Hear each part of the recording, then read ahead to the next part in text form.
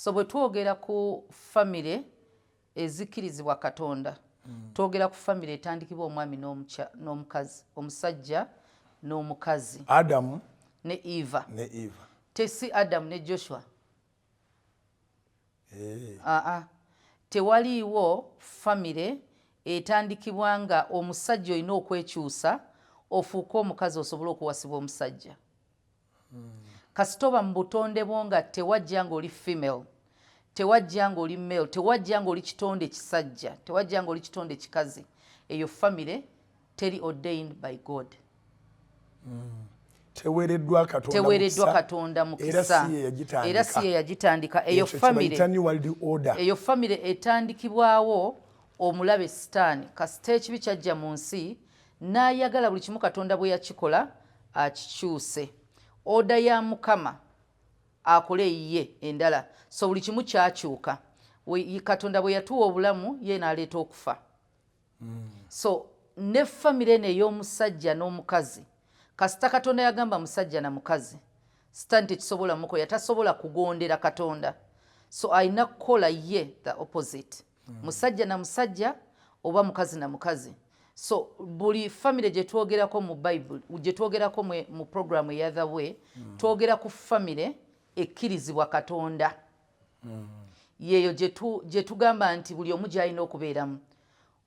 Ye family etandikibwako gye twogera ya musajja na mukazi. Kuba yezaala ziri zonna. Yezaala zino zonna yereeta omwana.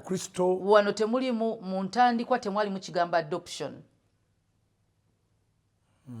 Kyali kya musajja na mukazi kugenda kuzaala mwana. Adoption ezze kubanga abaana bangi abamu abazadde baafa, abalala baasuulibwawo, ne bagamba abalala katubafuule, katubawe family, baleke kubeera nga bayimiridde buyimirizi bokka mu nsi. Ekyo tekigaana. Era ekyo Katonda takigaana. Naye ekintu kyonna ekikontana ne kye yatonda, kye yatandika oda ye, bw'otunuulira tubadde twasoma Leviticus Abalevi 18 gye twatandikira nga tusoma nti ng'atuwa amateeka nti ono n'ono tobeeranga naye, kitegeeza kasita ogeza n'obeera ne gwagganye otandise omenya amateeka. Era ekiyitibwa incest kasita otandika okwegatta n'owooluganda okusinziira ku Bayibuli bw'emunnyonnyola, then oba omenya amateeka ga Mukama, then oba osazeewo okuweereza Sitaani. Kati family eyo bw'ogivaamu, bw'okola kyagaana nti bw'oyongerayo mu 18 nga bwe twali tusomye ng'agaana okubeera n'owooluganda.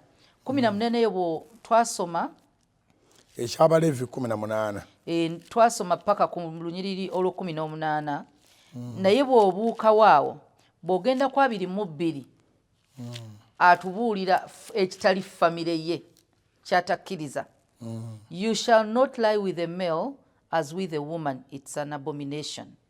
You shall not mate with any animal to defile yourself with it, nor shall any woman stand before an animal to mate with it, it's perversion. Eky'Abaleevi 18 olunyiriri olw'22 n'olw'23, tosulanga n'abasajja nga babasula n'abakazi, ekyo kya muzizo. So tosulanga na nsolo yonna, okweyonoona nayo.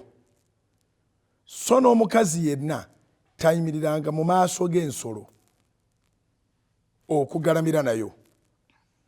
Okwo kwe kutabula. Bano baleeta nti okwo kwe kutabula. It's diversion. Perversion, yes. It's perversion. Era nga bw'olaba nti mu 2 Leviticus 20 verse 13 Mukama era akiddamu. Era atandikira ndowooza bw'otandikira 13. If a man lies with a male as he lies with a woman, both of them shall have committed an abomination. They shall surely be put to death. Neolwekyo etteeka constitution ya Uganda lyeyayisa liri bibiriko. Omusiyazi wa kufa. Era omusajja, nsoma eky'Abaleevi essula 20 onyolwa 13. Era omusajja bw'anaasulanga n'omusajja nga bwe yandyebasse n'omukazi oba n'abakazi bombi nga bakoze ekyomuzizo tebalemenga kuttibwa. Omusaayi gwabwe gunaabanga ku bo. Yes. Era n'omukyala yeebase n'ekisolo n'omusajja yeebase n'ekisolo era bw'ogenda maaso bayibuli egamba kuttibwa bonna. Bwe tuba twogera ku famire kyekino ekiyitibwa ekisiyaga kyekiyitibwa homosexuality. Waliwo ensi kye yateekawo kye bayita LGBTQ oba I byonna ziri awo paka ndooza bajja kola A up to Z zonna ne bunazireeta letters of alpha as a alphabet.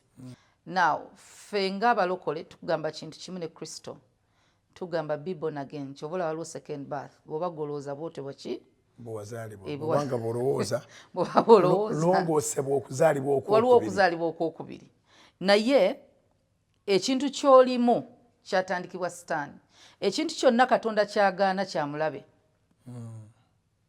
Akikola aba agwa mu kiti kya bujeemu.